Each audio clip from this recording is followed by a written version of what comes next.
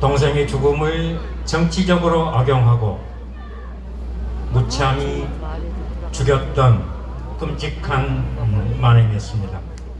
그래서 오늘 힘찬 구호와 함께 여기 잘 시작을 보이는 하겠습니다. 자리예요.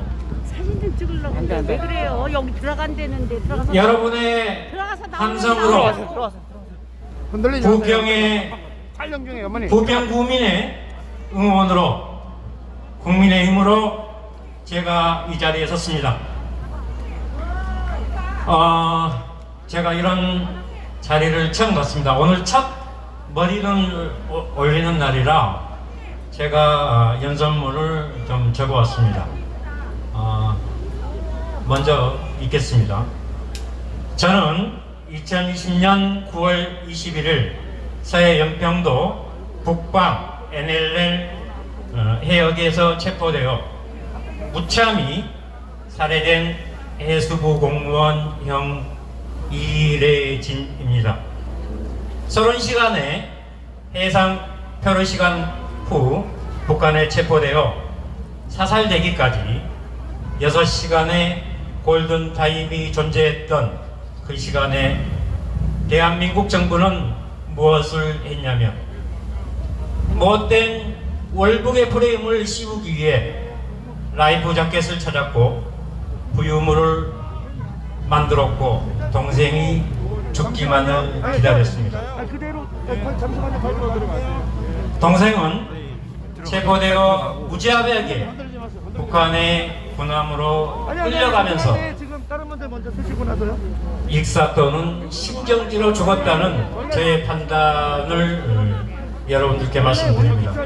그러나 정부와 북한은 총살이 됐다, 화형이 됐다고 하는데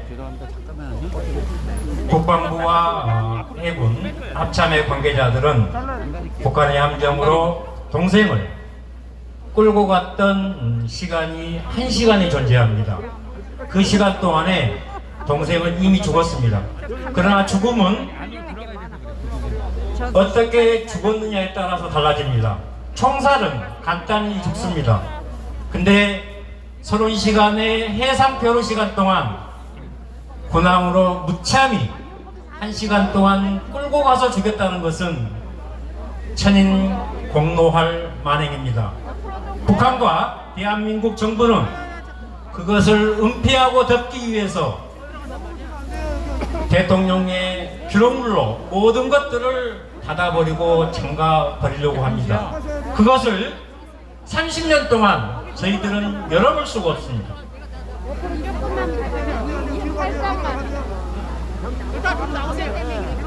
그동안의 정부는 반인륜적, 국제법상 인도적 그 어떤 행위도 하지도 않았습니다.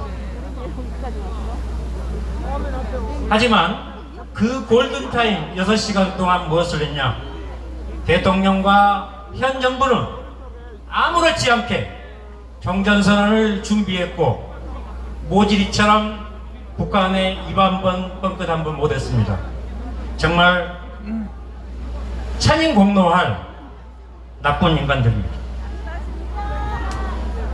그들은 뻔뻔하게 국민들 향해 거짓과 만행으로 평화주의 포스프를 외쳤습니다.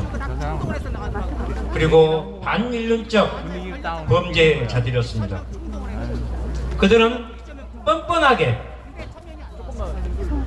북한을 위해 헌신한 공무원의 인권을 무참히 유린했고 어린 조카들에게 그리고 가족들에게 편지로 거짓말을 한 거 보셨죠?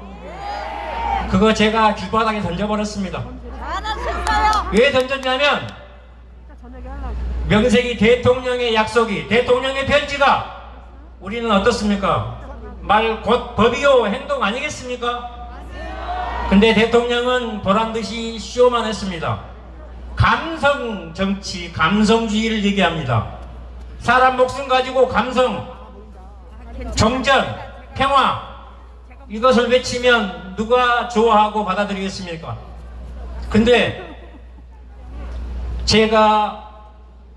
동생이 실종되고 나서 사고 선박에 올라가서 같이 수색을 했습니다.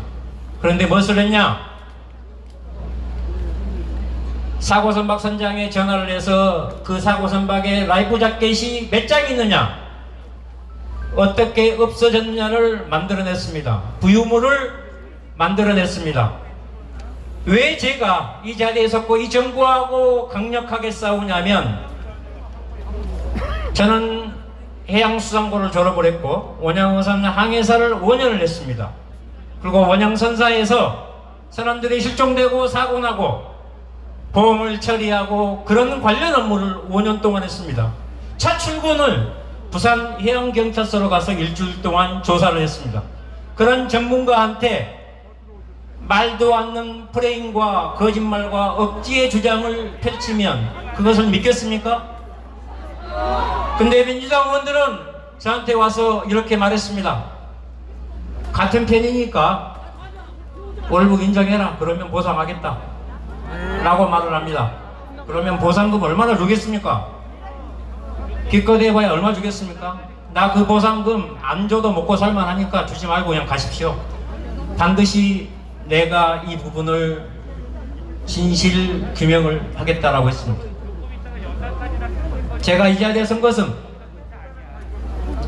여러분들의 응원과 그 다음에 함성, 부평 구민의 응답으로, 국민의 힘으로 윤석열 후보의 대통령으로 만들어지기 위해 그 작은 힘을 보태기 위해 왔습니다. 지난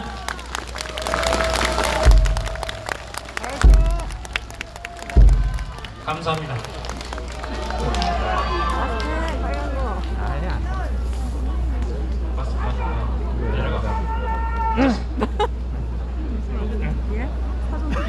지난 23일 UN 북한 인권 특별보고관인 토마스 오에아 퀸타나 보고관이 기자회견을 통해서 대한민국 정부에게 정보 공개 청구의 내용을 공개하라고 했습니다.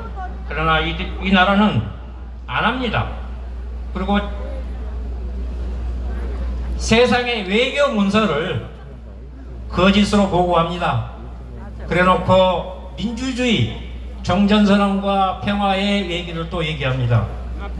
제가 오죽했으면 정부의 대통령께 민주당, 국민의힘, 양당 모두에게 국방위원장 간사들, 정보위 간사들 모두에게 전화를 했습니다. 근데 전화를 전부 다 묵살을 했습니다.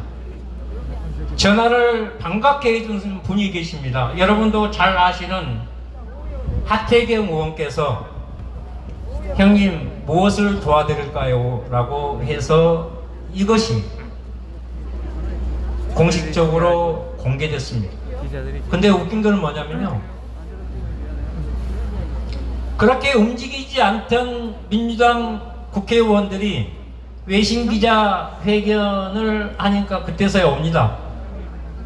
그러고 만났다고 언론에 발표하고 그 다음부터 전화하면 전화 다 받지 않습니다. 웃긴 것은 청와대 대변인 각종 수석들에게 전화하면 전화 받지 않습니다. 카톡을 보내도 보고 식어버립니다. 대통령은 2017년 7월 25일 날 언론에 그렇게 발표합니다. 힘없는 국민이 정부와 재판을 통해서 정부가 지더라도 항소를 자제하라. 정부와 힘이 없는 국민이 항소를 한들 세상이 뒤바뀌겠느냐라고 말 좋게 얘기합니다. 근데 이번에 보란듯이 정보공개 청구에 관련된 일부 승소를 했습니다. 해경의 수사기록, 국가안보실의 대통령의 행적과 지시와 보고 내용을 저는 알고 싶다 라고 한 것을 정부가 항소를 했습니다. 한두 번 해봤겠어? 그런데 윤석열 후보께서는 저희들과 3번을 만나셨습니다. 전화도 주셨고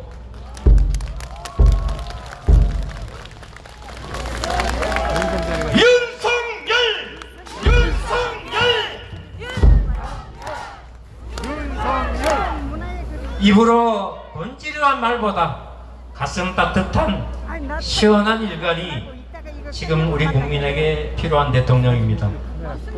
윤석열 후보 제가 직접 만나시니까 정말 해박한 지식과 그 다음에 이 사건에 관련해서 정말로 자세하게 알고 계셨습니다. 그래서 제가 물었습니다. 어떻게 이 사건을 잘 알고 계십니까? 검찰총장을 그만두고 잠깐 쉬는 동안에 이 사건을 한번 봤다 이거예요. 그래서 자기가 집권을 하게 되면 반드시 제일 먼저 이 부분을 명쾌하게 바로 잡아주겠다고 했습니다.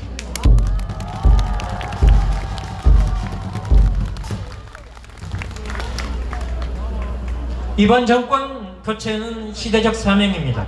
미래 대한민국의 길잡이가 되는 중요한 시기입니다.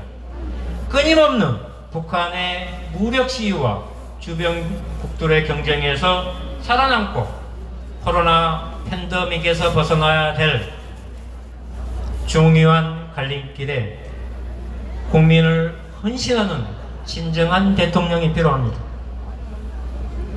잘못된 역사를 바로잡고 미래 대한민국의 희망을 만들기 위해서 정권 교체라는 국민의 명령으로, 국민의 힘으로 만들어야 합니다.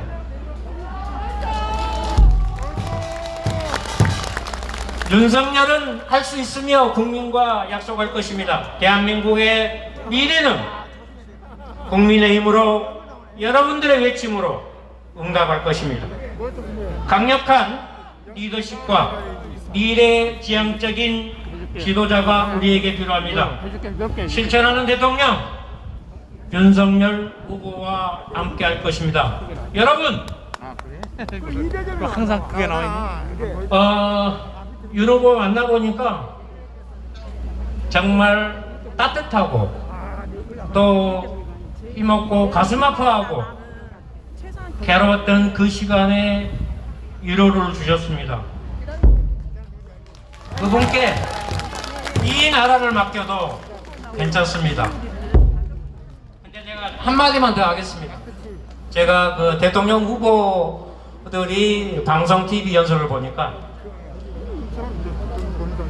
윤 후보께서 6개월 정치인이라고 하시더라고요. 근데 이게 얼마나 무서운 말이냐면요, 2030 젊은 세대들에게 표를 달라고 합니다. 근데 2030 대학교 졸업하고 학교 졸업하고 군대 갔다 오고 나면 사회 초년생입니다.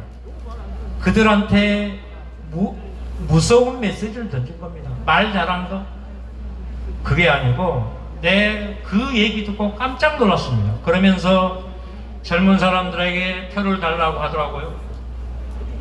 하지만 시작이 중요합니다. 오늘 저의 이 발언처럼 여러분의 좋은 시작으로 좋은 미래를 윤석열 후보와 함께 하기를 바라면서 마치겠습니다. 감사합니다.